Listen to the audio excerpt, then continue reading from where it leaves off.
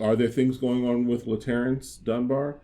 Absolutely. I believe there's some things that probably need to have some serious conversations. I believe it is. But I also think that Chance, in her own way, is controlling the narrative as well. Yes. Because she wants to make sure that they are presented as this perfect couple who don't have any issues and don't have anything going on.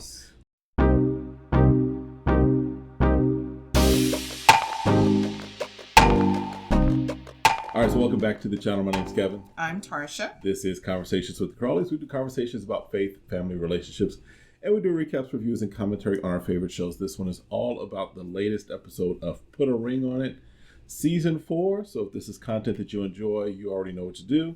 Hit that subscribe, hit the like, request notifications, and share. And we'll see you in the comments. Consider becoming a member and checking out the merch store. All right, so we pick up from the last episode. Mm-hmm.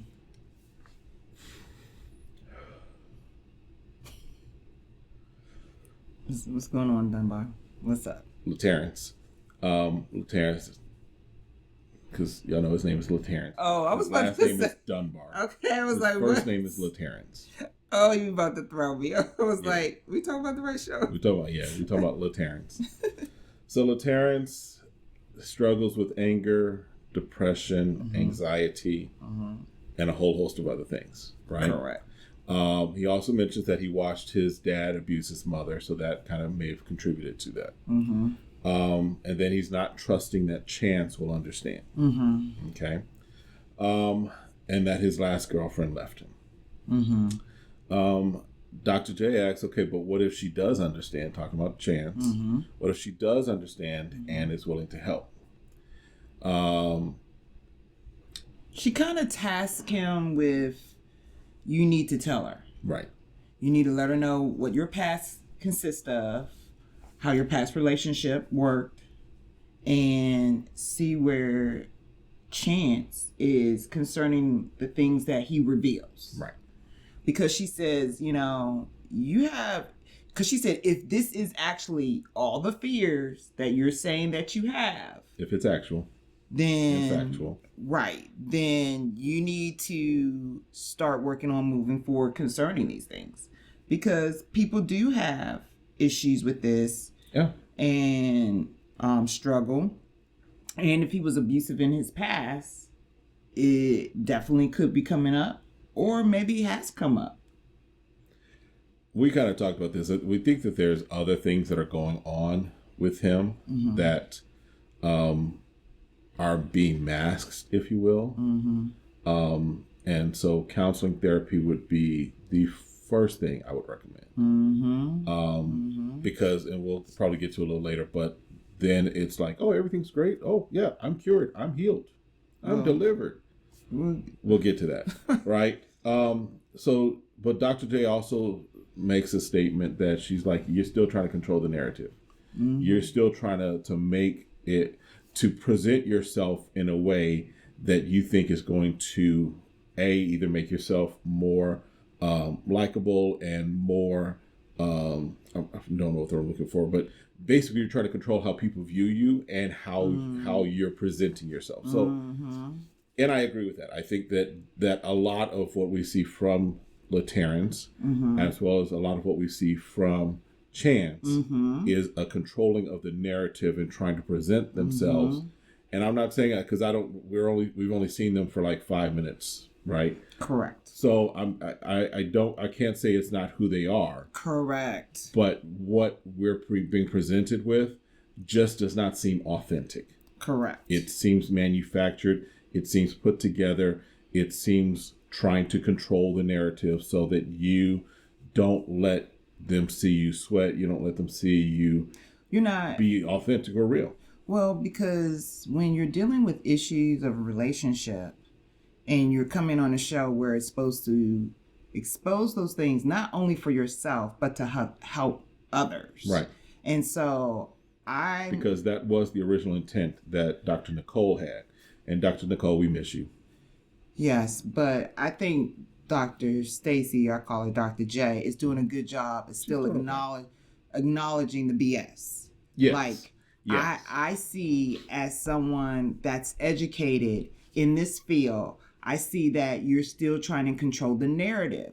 So we have to understand and hear her that she is still pointing out there's still a controlling nature. Yeah. No matter what you're doing or what you're saying, it's how you're presenting yourself and what you're telling me. Yeah. And I'm telling you, meaning Dr. Stacy's like, I still call BS. Yep. You want to control your situation and how you're viewed in your relationship. Now, that's why she says, now, if this is the actual fear, right? Because she's being professional. If this is the actual fear and what's going on, then this is what we're going to address because this is the only thing you're presenting. Right. But she says, you're still being controlling manipulator and I'm not letting that go. Yeah. So I think that's why how it played out at the end makes sense. We'll talk about it because I think there's other things involved with that too. So that's enough on them for right now. Well, right. And so that scene kind of ends and then... So then they all meet, all the couples go back and meet with Dr. Stacy, Dr. J.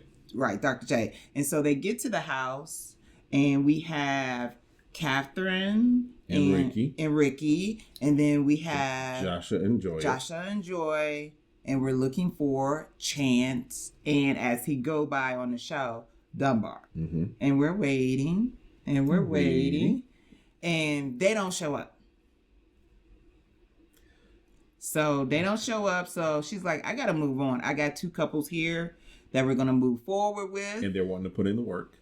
And they're being authentic. Correct. They're wanting to put in the effort because they signed up for this to really get help with their relationship, not just to come on a TV show. Correct. Or also when people realize how real it is because Dr. Stacy is a real doctor. Right.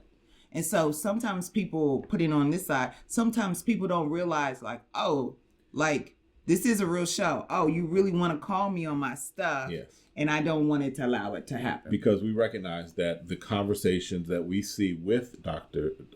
Stacy are actually longer than what we see. They're just a microcosm or a small portion.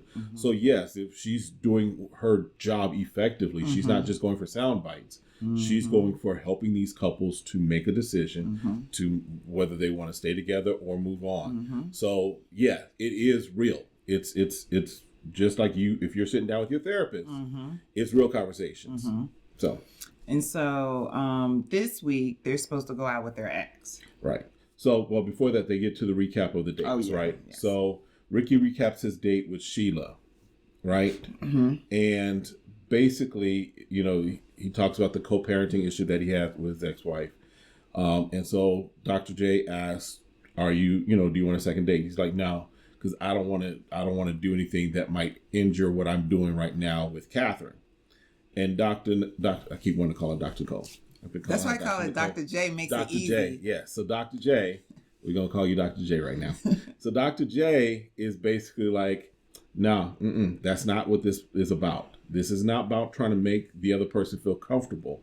This is about you really doing the work to investigate whether or not you can see yourself with someone else and what is it that you're looking for? What is it that is holding you back from committing to the person that you say you love and care for?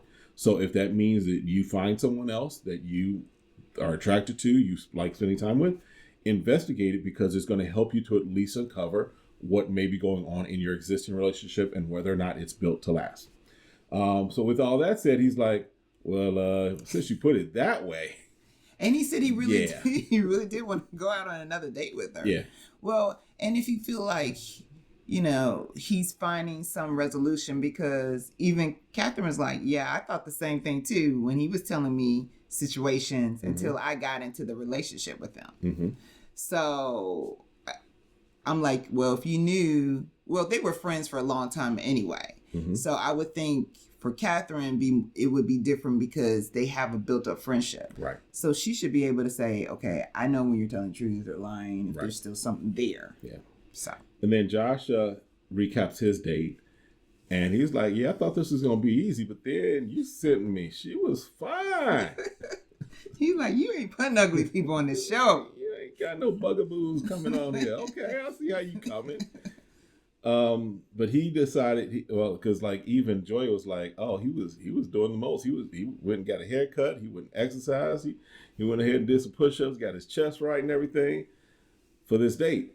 But he did not choose to go on another date with her. No, he still says that, you know, Joya is just the way she smiles at me, the way she looks at me, that makes me, you know, want to always come home. So yes, their assignment is to go on dates with their ex. And Josh and Joy are like, how that gonna work? That ain't gonna be a good thing. And so we find out that their exes did not want to participate. They were like, I am not. And they live out of state or something. So, yeah, they wasn't flying them in either. They was like, it was Spirit Airlines tickets is a little too much. I said Spirit. So then Ricky goes on a date with his ex, who also happens to be the mother of his child, who he was married to for some time. Right? Yes, his ex-wife. And I think the issue there is that they feel that Catherine is threatened by how they co-parent. And one of the things is like, well, you know, he'll go and spend the night at his ex-wife's house to watch their son. And so, yeah, I can kind of see how that might be a little like, Yeah, because I think it's about communicating. Because another thing that Catherine says, which I think she hones in on more, is that they're having conversations and it's not about the kids. At least she feels that way. Right. And so if he's not telling her, you know, what the conversation's about or not communicating what's going on, I can see how she's like, are they reminiscing? Why are they spending that much time on the phone? Right. So I think it's very important for you to communicate. You're talking to someone of the opposite sex. If you ain't on speaker and stuff, you're like, okay, so what were you talking about? This is what we were talking about. This is what we were going over. Right. And letting that person know. Yeah, it's all about acknowledging the boundaries or setting boundaries and honoring those, because you know there was something a while back I was doing like consulting and doing like social media marketing, whatever, and one of my ex-girlfriends reached out because she was doing music and asked about some stuff, and before I even engaged that conversation, I was like, hey, this person. You're like, okay, yeah, that's fine. I don't even remember that. Exactly. But the thing is that I brought it to you and said, hey, before I proceed any further, there's nothing there. We haven't seen each other in, now it's 30 years? But, so, I'm just trying to bring that point home. Okay. That he needs to make those communications clear. He needs to be upfront. He needs to say, okay, these are the boundaries. And then if they move outside of those boundaries, give her the heads up to say, this is why this boundary was crossed, if you will. I guess is the way to put it. Yeah.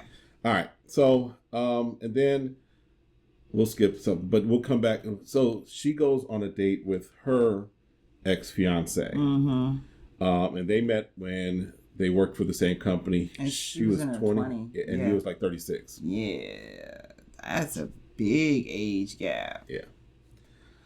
So when they're talking, she's first like, why did she set me up with him out of all my exes? And then as they're talking about how Catherine was responding to him and his baby mama situation, she's like, I know now why I'm on this date with you. Right. Because she's like, you know, I was wanting my way and how you're supposed to handle our relationship and everything through her eyes concerning his parenting style with the person here. Because at 20, she didn't have no kids. So Catherine doesn't have any kids. Right. So Catherine only understands from her perspective. Right. She's not understanding through other people who have kids with other people. And it is different. If I have a kid and then I'm in a relationship with someone else who has a kid, I can understand why, okay, you got to take over, or we don't want to disrupt the kids, what they have scheduled. The regimen. Yeah. Right. What their routine is. So it's easier for me to come over at night while they're asleep. You're gone working. I'll sleep there. Their schedule is not interrupted because then I'll have to pick them up at my house. Then you have to come over early in the morning and take them. Then they're the one that's interrupted. But she was realizing by talking to her ex, she's like, yeah, I was a little bit over the top. Right. He's like, yeah, you were stubborn. So I think what she's trying to take from that, and he told her, he's like, you do need to communicate what you want, but also realize it's just not about you and doing it your way. Exactly. There's other ways that people handle how to take care and parent their kid. Right. So,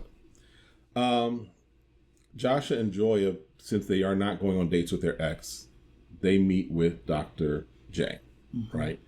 And we find out a little more because we know that Joya has a child, right? But we also find out that Joshua has a child, has a daughter with his ex-wife, and so we also find out he was married. Right. So I'm like, what? Okay. Granted, I understand people might want to have multiple kids, but now I understand why he's not really over the top, like wanting to have his own kid because he already has a kid. Right. And he's like, I'm at this point where I want to travel. I want to see the world because I have my kid. And Joya's like, well, I always thought I was going to birth 2 children. But guess what? I wish we could see both sides. Right. I wish that Dr. J had also put Joya in saying, okay, girl, you have a bonus child. Yep. And you have your own biological child. That's 2 kids, girl. If you don't realize it or not. You got 2 kids. So what in your head feels like you have to birth a second child with this man? Right. And here's the thing. I also get, you want to raise a child from baby all the way up. I get that as well. Or have it with a significant other. Yeah. Like, oh, I love you and I want to have a child with you. But is it like, why does it feel like it keeps getting sound like it's pressing? Right. Right. Because the original way that we interpreted it, right, was that her biological clock was ticking and she wanted to make sure she, was able to give birth. So get that that's what you want. Here's the thing. If this is a deal breaker and if this is what you want to have and he's not willing to commit to that and say that he's open to that, then don't continue to waste your time with someone who is telling you that what you extremely want and what is a high goal for you and something that is a priority for you. If that's not his priority and he's not wanting to commit to that priority or contribute to that priority, you have your answer. You have your answer. But he talks about his fear. Yes. And because he and his wife did divorce due to trust issues and money as well. So. And he was saying, like, he only gets his daughter during certain times.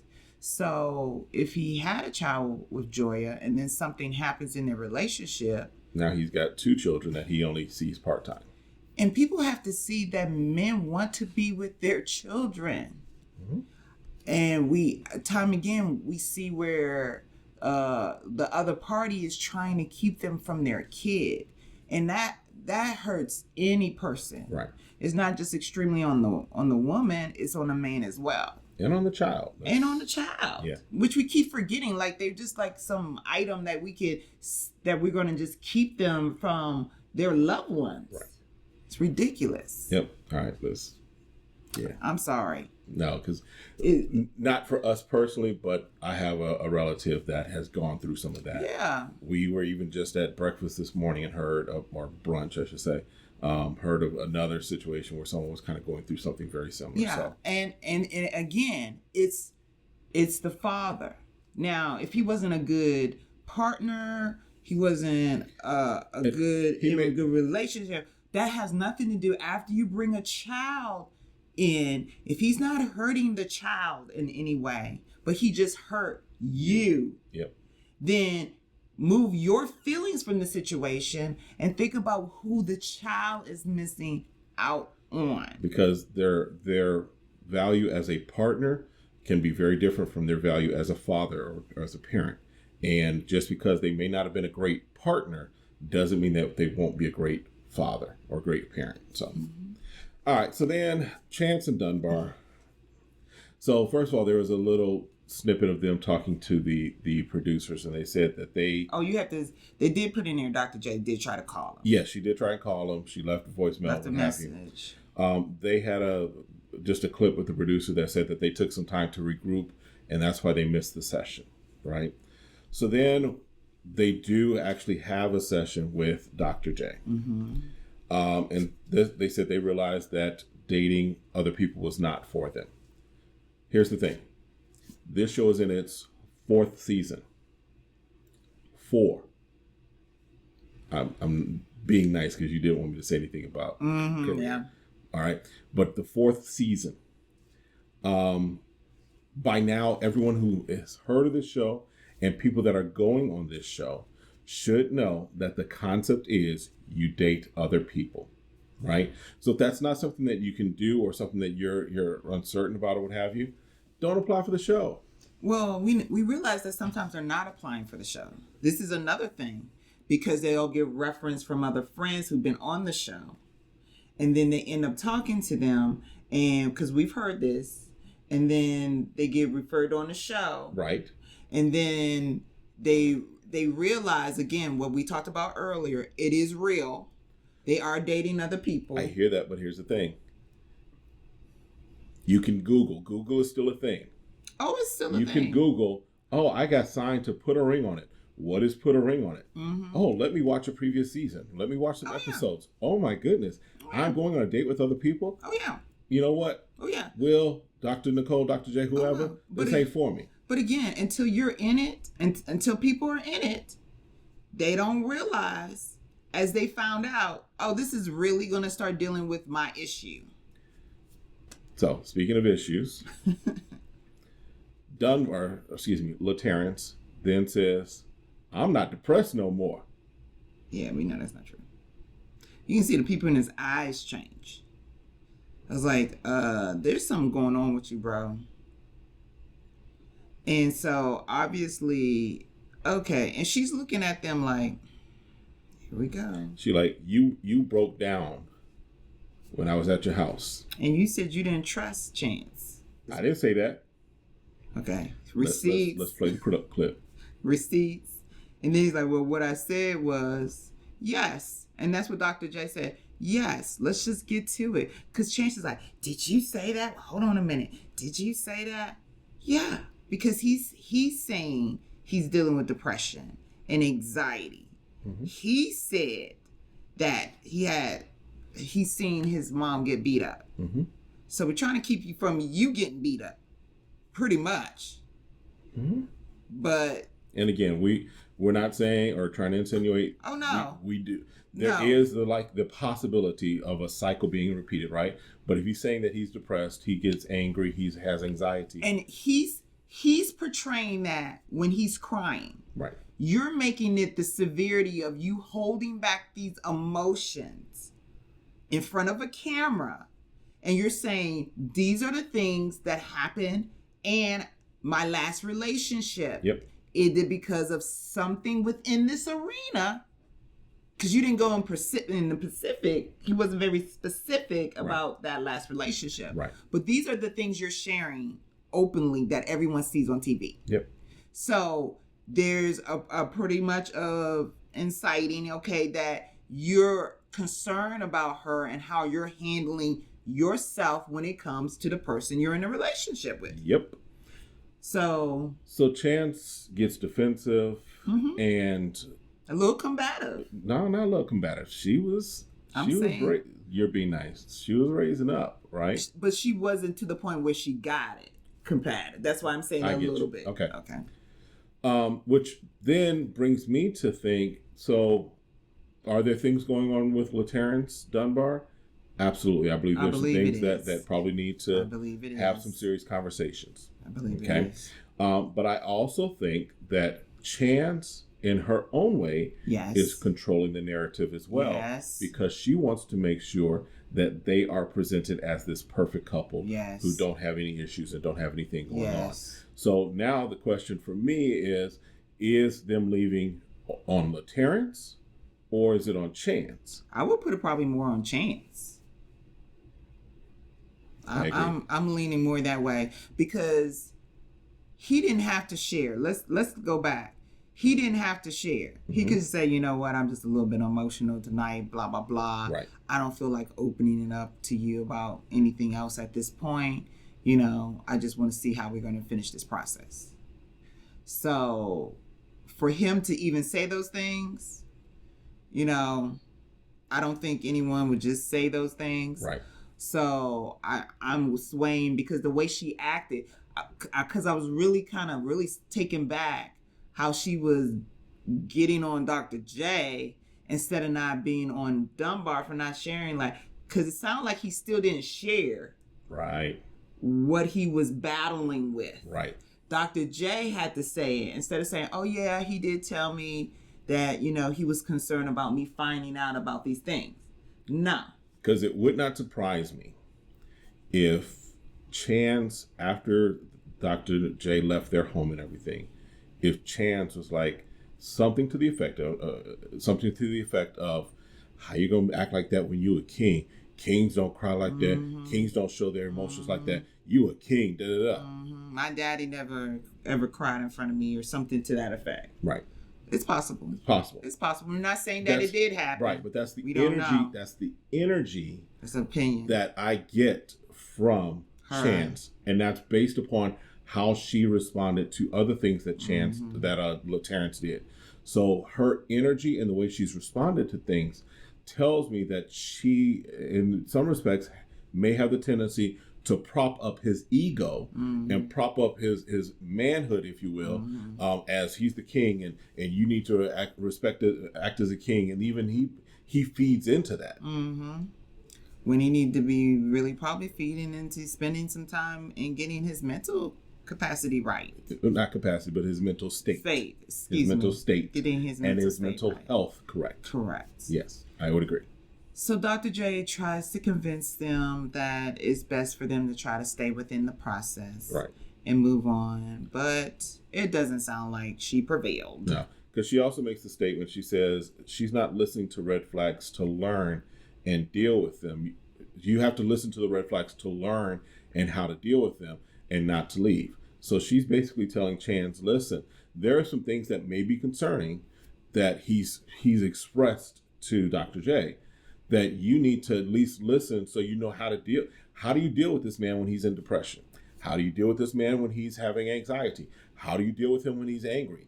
That's not necessarily red flags that will cause you to break up and go your separate ways, but you do at least need to be aware of how these things are happening and playing out so that you know how to deal with him if you're going to keep forward as a relationship. But if you don't want to listen to that, then you get what you get. Yeah, and I think that makes sense because a lot of people, they want to fight. I'm going to fight for my relationship. Well, fighting for your relationship and knowing how to fight is two different things. And Dr. J was trying to disarm her and saying, I ain't trying to tell you to break up with the man. That's not the goal. You've been with him a year now. So you've put some investment in there. Can I give you some strategies? And some tools. Then to decide. After you have strategies and tools, and you're feeling like it's still taking a toll on you, and it's taking a toll on a relationship, then that's when you make the decisions if you're going to leave in life. A lot of people don't want to go to counseling because they have to face themselves. And when you have to face yourself, it can be ugly, it can be stressful, it can take a toll on you. But see, when you try to help someone else that's in a relationship with you, it makes you look at you. And so if it's going to cause me to look at me, I'd rather you don't do anything. I'd rather you stay in your dysfunction so I can stay in my delusion. Woo. Listen. And here's the thing. Many times you don't recognize that you're in dysfunction until you have someone that points it out to you. And you don't realize you're in delusion because you don't want the dysfunction to be pointed out. And I think we all have to get to that place when someone else in our relationship is starting to heal, then it makes you take a look at yourself. I've been in delusion in this. I've been allowing the fantasy of what I wanted in a relationship instead of what I'm actually getting. Yes. And so I need to grow myself, see what I need to also help myself so I can be a better version for the new version of that person I'm in a relationship with. Yep. So chances are Chance and LaTerrence / Dunbar are off the show. Mm-hmm. If you weren't going to be authentic, if you weren't going to be real, if you were going to control the narrative, then yeah, this wasn't the show for you. Yeah, it wasn't. Or if you've gotten some things that really made you start to look at yourself and you weren't liking what you're seeing, then there's always, what is it, fight or flight? Yep. So, all right, well, look, that's it for this one. I know it's a little heavy, but... Hey, but we're here not only... We've learned from looking at other people's experiences in life, and I'm hoping that people are using this show to say, where can I be better in my relationship? Right. What can I take from what I'm hearing? Because, again, I've said this in other... when we've done other shows, these are real people. Yep.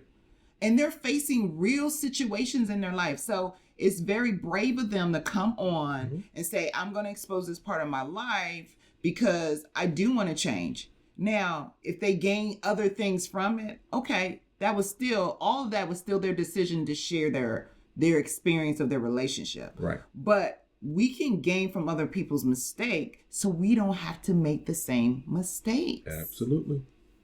So. They can go ahead, put it in off and play. Go ahead. Hey. All right, listen. We'll see y'all next time. Have a great one. Be blessed. Bye.